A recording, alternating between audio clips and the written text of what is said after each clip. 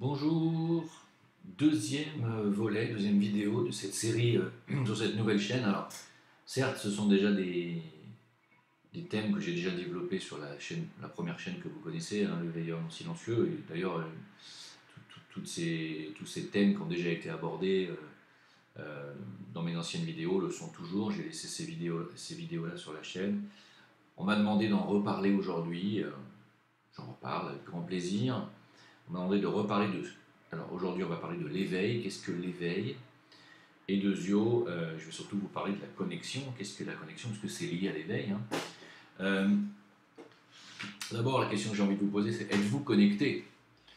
Êtes-vous connecté? Aujourd'hui, on n'a que ça à la bouche dans ce monde moderne et technologique.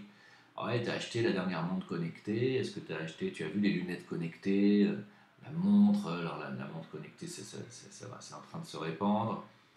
Il faut être connecté.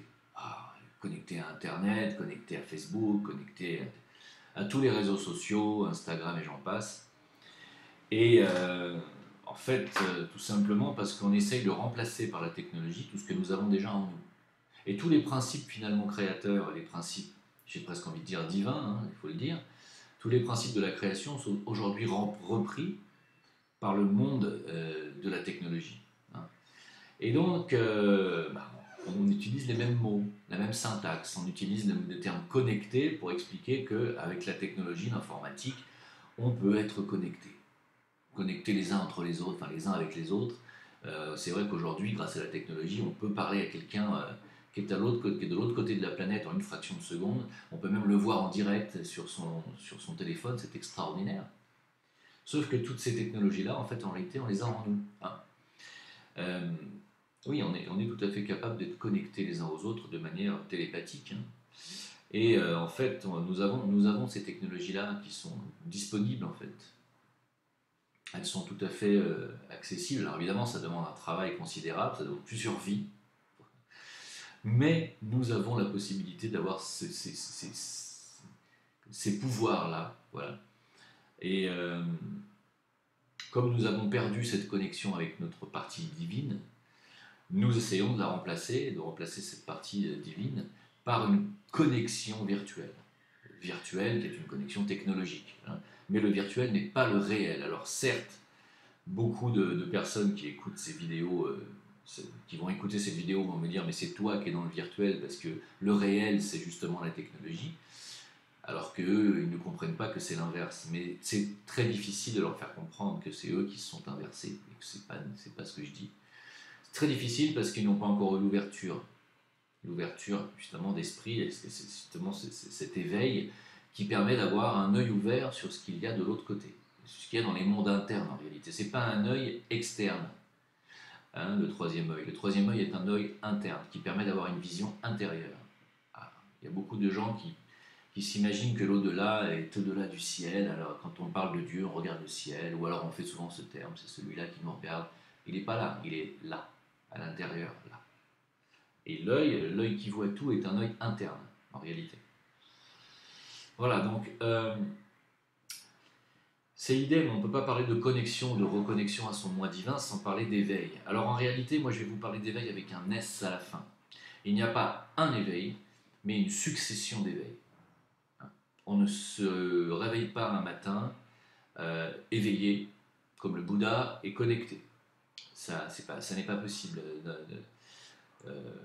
Sur l'échelle de l'évolution, à moins d'être déjà arrivé à un stade où vous venez vous incarner pour passer l'ultime et dernier stade de votre dernier réveil, il n'est pas possible de griller toutes les étapes et de devenir du jour au lendemain, de passer alors je vais dire un terme un peu grossier, mais de passer de celui qui travaille dans les abattoirs et qui égorge les agneaux du matin au soir à ce qu'on appelle un bodhisattva, c'est-à-dire un être accompli et totalement éveillé, totalement connecté. Ça n'est pas possible. Voilà. Parce que la personne qui égorge des agneaux du matin au soir et depuis des années sans se poser de questions et sans verser une larme est quelqu'un qui n'a même pas encore un début d'ouverture du cœur. Hein. Et l'ouverture de la conscience, c'est dans le cœur. On ne peut pas prendre conscience du mal que l'on fait tant que le cœur est fermé. C'est pour ça que je ne peux pas expliquer aux gens qui s'imaginent que c'est moi qui suis inversé quand je parle de virtuel, alors que je suis en train d'évoquer les mondes internes et spirituels, je ne peux pas leur expliquer car ces gens-là sont cartésiens et pour eux, il n'y a pas encore d'ouverture de conscience, donc pas encore d'ouverture de cœur. Hein. Donc on ne peut pas leur expliquer, ça ne s'explique pas. C'est comme on ne peut pas expliquer pourquoi on est amoureux d'une personne, pourquoi on aime ses parents, pourquoi on aime ses enfants, pourquoi ils passent avant toute chose. Pourquoi, voilà, il y a des personnes qui sont totalement dépendantes de leur femme, de leur mari, ça ne s'explique pas. On ne peut pas expliquer ça. Pourquoi? Parce que ce sont des choses qui ne sont pas intelligibles. C'est quelque chose du domaine de l'émotionnel, de l'affectif, et donc quelque part de l'amour, même si c'est un octave inférieur de l'amour, c'est quand même de l'amour. C'est de l'amour conditionnel, hein, c'est pas l'amour inconditionnel, pardon, excusez-moi. Excusez-moi, je vais être obligé. J'ai pas fait attention. Voilà. Ça fait partie donc de l'amour conditionnel, mais c'est quand même de l'amour. Et c'est donc ça va quand même parler en dessous du diaphragme, hein, ça parle au plexus solaire, ça parle au cœur, ça n'est pas du domaine du cerveau. Et tout ce qui n'est pas du domaine du cerveau n'est pas du domaine du mental.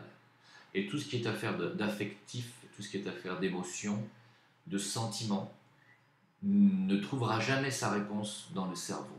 Je sais que c'est difficile à concevoir pour beaucoup de cartésiens, mais le cerveau intuitif est sous le diaphragme chez l'homme.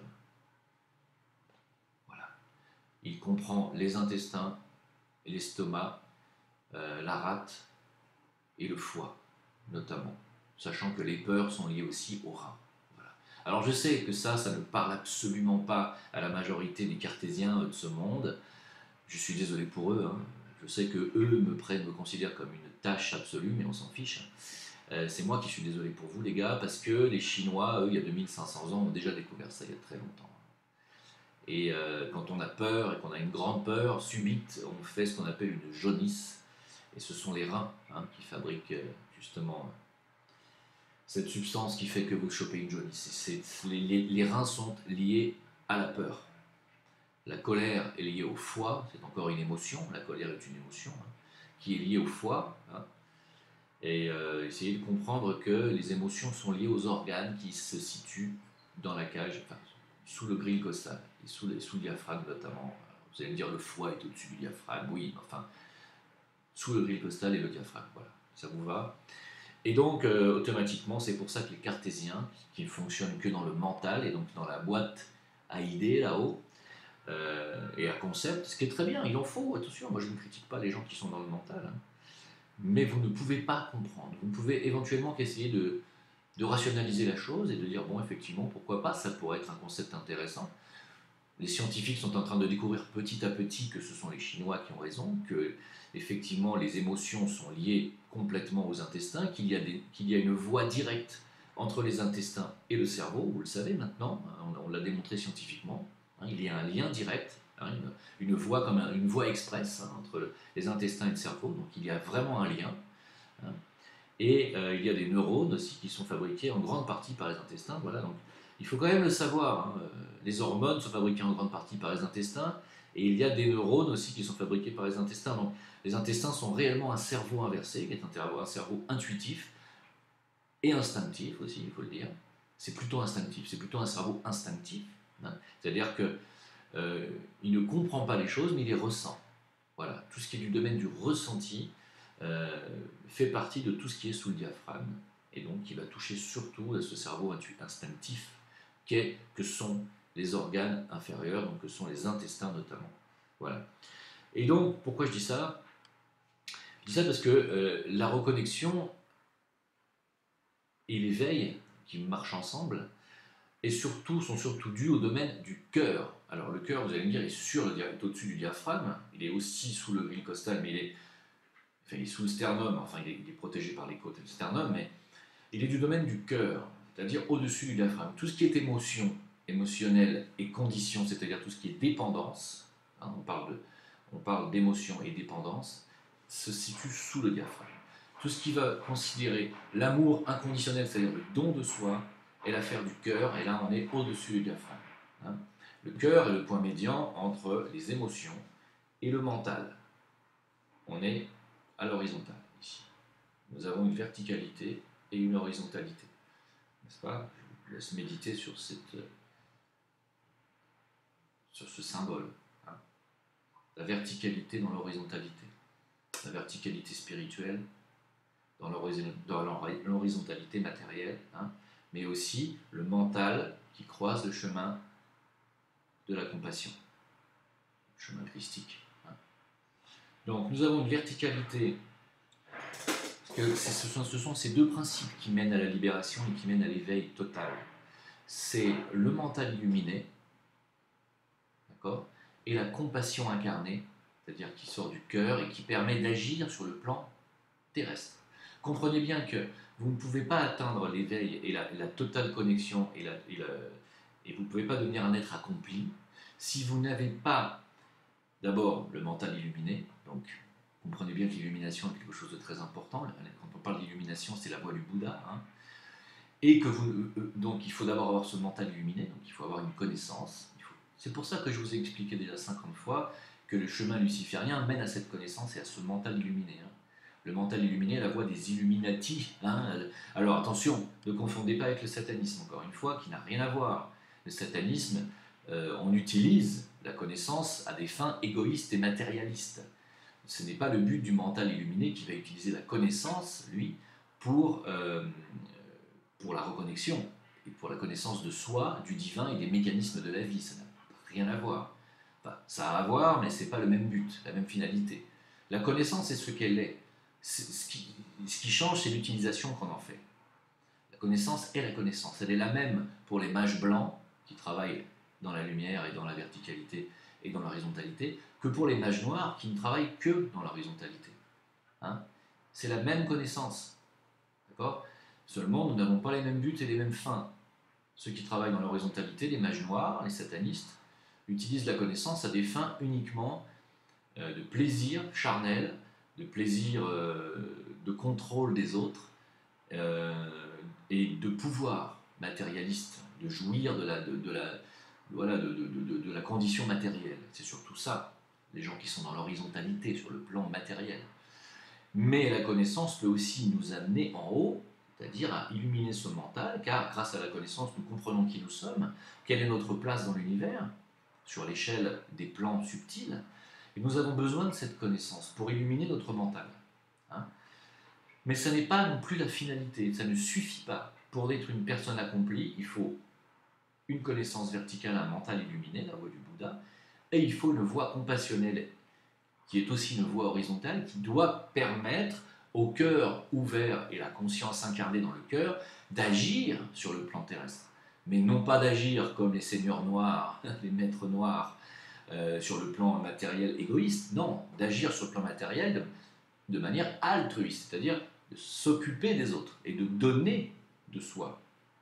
Quand on donne de soi, on travaille avec son cœur, on donne avec le cœur, on prend avec les émotions.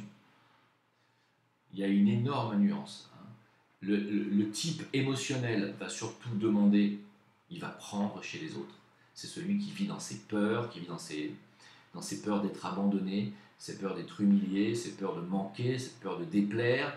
Il prend chez les autres, il a besoin des autres pour vivre. Il ne peut pas vivre sans les autres, sans le regard des autres, sans la reconnaissance des autres. Celui qui est dans le cœur n'en a strictement rien à faire de tout ça. Il se fiche totalement de l'opinion des autres, il se fiche de ce que les autres pourraient avoir éventuellement à lui apporter. Il prend si on lui donne, mais sinon il ne demande rien. Celui qui est dans le cœur ne fait que donner. Il donne ce qu'il a à donner, ce qu'il peut, sans faire plus, sans faire moins. Il donne. Et quand vous êtes un être avec un mental illuminé et un cœur ouvert qui ne fait que donner, vous êtes ce qu'on appelle un bodhisattva, vous êtes un être accompli. Souvent, alors ce n'est pas une condition que l'on peut forcer à être, c'est un état d'être que l'on obtient à force de s'être débarrassé de toutes ces scories, à force de s'être débarrassé de ces peurs, de ces peurs d'abandon, de ces peurs d'humiliation, de ce besoin de reconnaissance, de ce besoin du regard des autres, d'être aimé. Une fois qu'on se débarrasse de tout ça, on n'en a plus besoin, et moins on en a besoin, plus on se libère et on remonte vers la surface. Hein. Et on va remonter vers la surface, en réalité on remonte vers son cœur. Hein. Et quand on a atteint la voie du cœur et que le mental illuminé descend dans le cœur et que ces deux-là se rencontrent, alors vous avez un triangle de lumière qui se forme en vous, hein, dans les trois grands centres de force que sont le centre cardiaque, euh, le, le- pardon, le centre Sahasrara, c'est-à-dire le centre coronal qui est en haut, et le troisième œil ici, et vous devenez un être totalement conscient sur les trois plans d'existence. C'est pas mal, non? Et vous êtes à ce moment-là en connexion avec votre moi supérieur qui est votre âme. Et là, vous êtes à ce moment-là un être connecté, un véritable être connecté. Vous avez atteint la reconnexion. Alors certes, cette connexion ou cette reconnexion ne se fait pas du jour au lendemain, en une fois. Elle se fait par étapes, par réincarnation successive. Pour ceux qui ne croient pas à la réincarnation, je suis désolé pour eux. Je ne suis pas là pour les convaincre que ça existe. Je ne suis là pour convaincre personne. Seules les personnes qui sont déjà prêtes à entendre ce discours vont se sentir concernées par ce que je dis.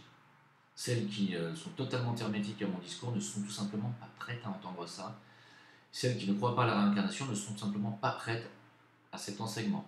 Ça ne veut pas dire qu'il ne faut pas écouter ou qu'il ne faut pas s'y intéresser, soyez curieux. Ça veut dire que pour le moment, vous n'avez pas encore cette ouverture.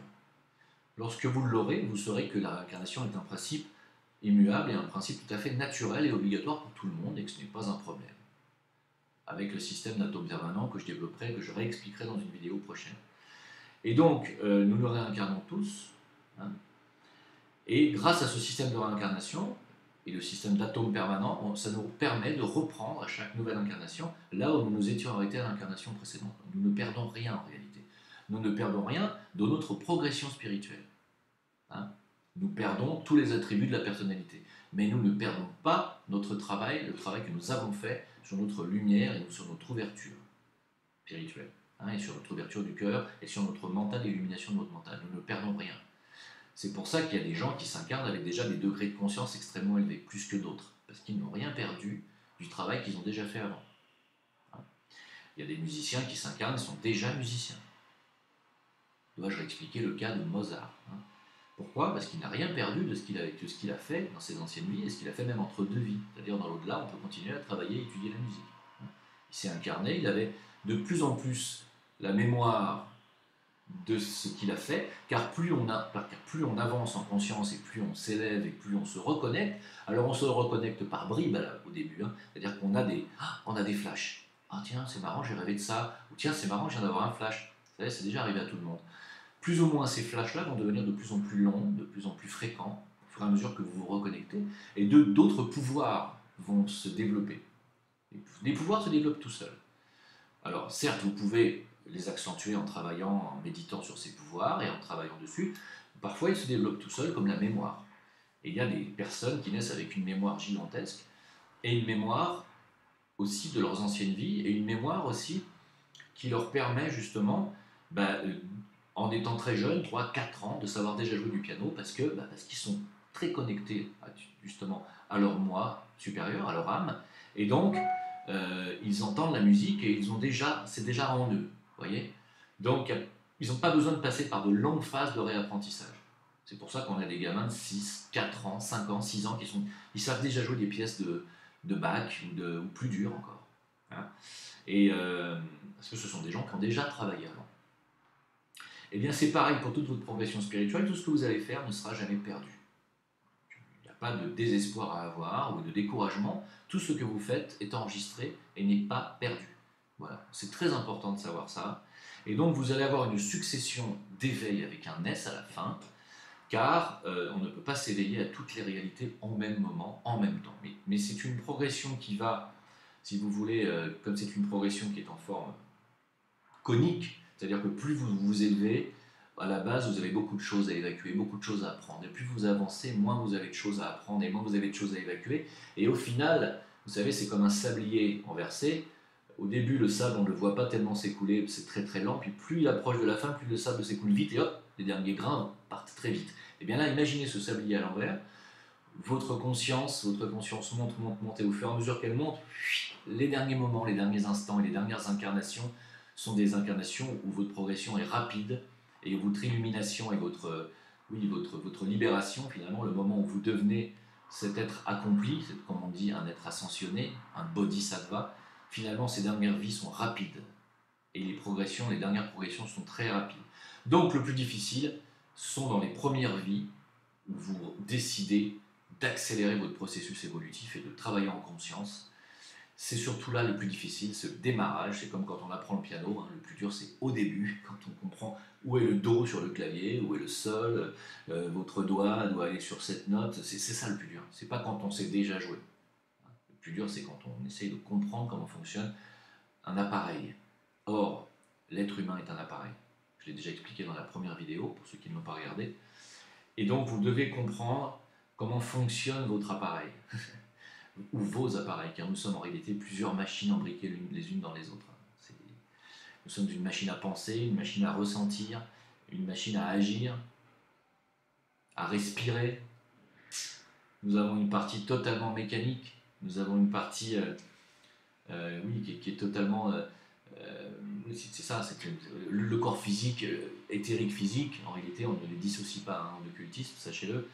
Le corps physico-éthérique est un véhicule qui a besoin de carburant pour fonctionner, ce que vous mangez. Il va en tirer l'énergie de cette alimentation, puis il va rejeter ce qui est inutile dans les déchets fécaux. C'est une véritable machine, hein. C'est exactement comme une voiture. Vous donnez du carburant dans votre voiture, elle transforme ce carburant en énergie, puis elle rejette les gaz carboniques. C'est exactement la même chose, c'est un véhicule.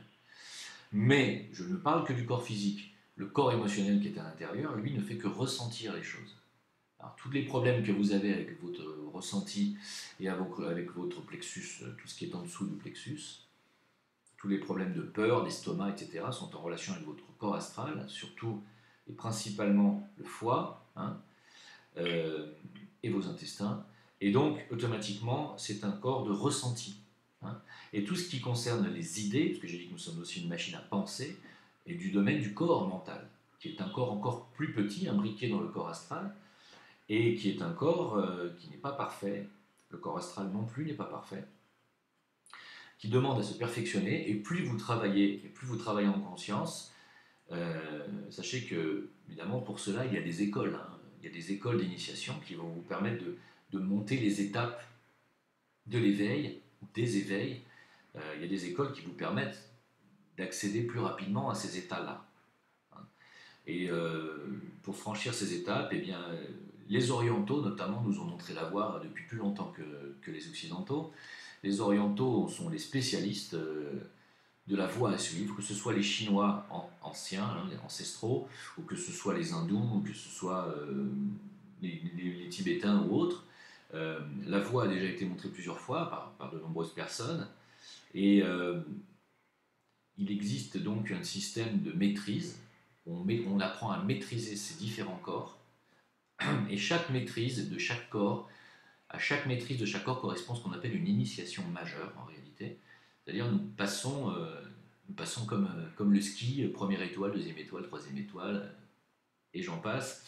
Et donc, lorsque vous maîtrisez votre corps physique et les besoins du corps physique, c'est-à-dire la voie du fakir, hein, c'est une métaphore, hein, il ne s'agit pas pour tout le monde de devenir un fakir et de se percer la peau ou de se percer le corps avec des aiguilles ou des poignards, hein, c'est pas ça. Hein. Mais la voie du fakir est la voie de celui qui va maîtriser totalement les besoins et les appétits de son corps physique. Alors les fakirs sont capables d'arrêter de manger pendant 2 mois, de rester dans la même position sans bouger pendant 2 mois, enfin, c'est un truc de fou. Hein. C'est le truc que je ne ferai pas, parce que c'est trop extrémiste. N'oubliez pas la voie du Bouddha, qui est la voie du milieu. Quand il a emprunté la voie du fakir, qu'il a commencé à ne plus manger, plus se laver, et à rester dans la même position sans bouger pendant des jours, des semaines et des mois, il a compris en entendant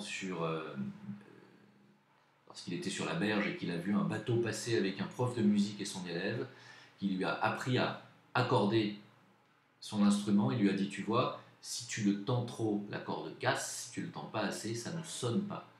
Et c'est dans cette métaphore que Bouddha a compris que si on tend trop le corps, il casse. Si on ne le tend pas assez, c'est-à-dire si on est trop feignant, on n'avance pas, on n'arrive à rien non plus.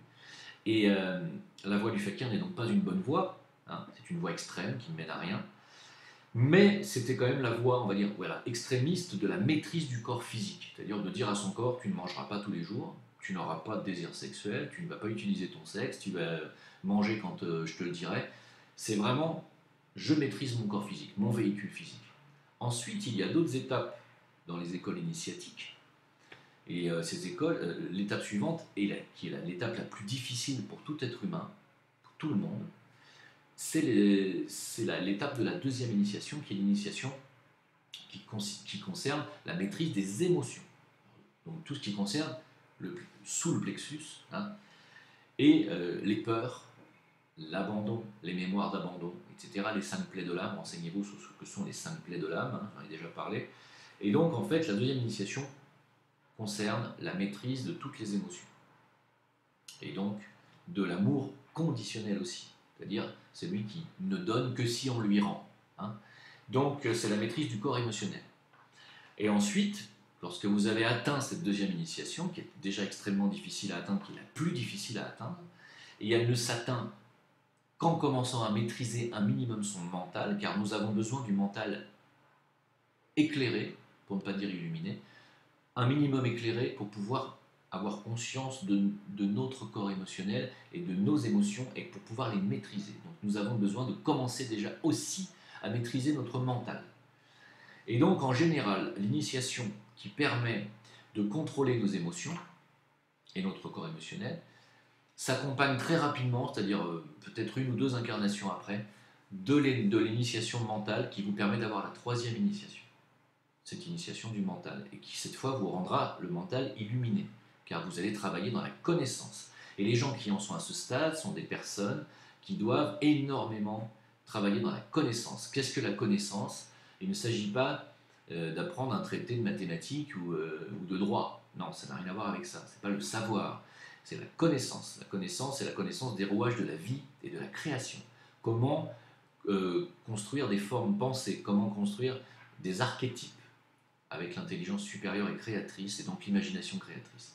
Et grâce à c'est un travail de concentration dirigé, volonté, on apprend donc effectivement à développer sa propre volonté pour garder sa concentration sa concentration mentale sur un objectif précis, ce qui nous permet ensuite, au bout d'un certain nombre de temps, de maîtriser notre mental et de pouvoir créer des formes avec notre mental. C'est pour ça que les personnes accomplies, les êtres ascensionnés, sont capables de matérialiser des choses parce que d'un coup, ils les imaginent et ils arrivent à matérialiser des choses. Parce qu'ils ont ce pouvoir, que ça devient un pouvoir, hein, pouvoir créateur, qui fonctionne avec le centre laryngé, sachez-le. Et lorsque vous avez atteint cette troisième initiation, il ne reste plus qu'une seule initiation à atteindre derrière pour pouvoir être ce qu'on appelle un bodhisattva ou un être illuminé, un être ascensionné. Car lorsque vous êtes à cette troisième initiation et que vous l'avez passée, vous êtes enfin un Bouddha, vous êtes un être illuminé, vous avez le mental illuminé, ça y est. Mais il vous montre une étape, l'étape de la compassion, l'étape de enfin aller donner votre lumière, puisque vous êtes un mental éclairé, sur Terre, et aider votre prochain, l'altruisme qui vous manque, cette horizontalité qui va faire que votre cœur va pouvoir enfin s'exprimer. Et qu'à travers ce cœur, c'est l'âme qui va venir directement parler. Non pas, vous n'allez plus parler par votre personnalité, c'est votre âme qui va s'incarner. Et vous allez être une âme incarnée sur Terre. Et là, vous allez être un être ascensionné. Vous allez, ce qu'on appelle symboliquement, crucifier l'ego, c'est-à-dire l'ego qui est composé des 3 corps que j'ai cités. L'ego est composé du corps physique, du corps émotionnel et du corps mental. Cet ego va s'effacer, non pas totalement, mais il va laisser la place à l'âme qui va s'incarner. Et l'âme, comme vous le savez, à des tas et des tas de possibilités, de potentialités que l'ego n'a pas. Cette âme est créatrice, cette âme est guérisseuse, hein, et vous allez guérir les gens, et vous allez parler aux gens, et les gens vont vous écouter. Et la dernière fois qu'une personne est venue dans cet état-là s'incarner sur Terre, elle est venue en nom de Jésus. Il y en a eu d'autres qui ont été moins célèbres, bien entendu, mais la plus célèbre, bien entendu, c'est Jésus. Hein. C'est notre Messie. Hein. Mais aujourd'hui, Jésus a passé l'initiation encore supérieure, ce qui a fait de lui un maître de sagesse. Et il a rejoint la hiérarchie des maîtres de sagesse. Il n'est pas le Fils de Dieu, contrairement à ce que croient pas mal de cathos. Je suis désolé pour vous, mais non. Non, non ça n'existe pas. Voilà. Donc, écoutez, j'espère que cette vidéo sur l'éveil et sur la reconnexion vous aura parlé. Nous allons faire une série de Discord. Alors, le lundi, ça sera politique. Le mardi soir, ça va être spirituel. Bon, je ne sais pas encore dans quelle mesure je vais pouvoir faire l'un et l'autre. Je vous le dirai en fait, je vous tiendrai au courant. Venez sur Facebook EVK à Jim Leveilleur, car c'est là que je vous donnerai des informations sur, pour tous ceux qui ont des questions à me poser. En tout cas, vous pouvez déjà me les envoyer par messagerie privée sur VK Facebook et sur Discord aussi, sachant que mon Discord s'affiche sous toutes mes vidéos pour tous ceux qui ont un ordinateur. Je vous remercie de votre attention, de votre écoute, de votre fidélité, de votre confiance, car vous me posez des tas de questions sur votre santé en privé et je trouve que vous me faites beaucoup confiance et je vous en remercie. Voilà. J'espère pouvoir vous aider et vous aider au mieux. Voilà. À très bientôt pour une prochaine vidéo qui continuera dans la même lignée. Merci beaucoup. Au revoir.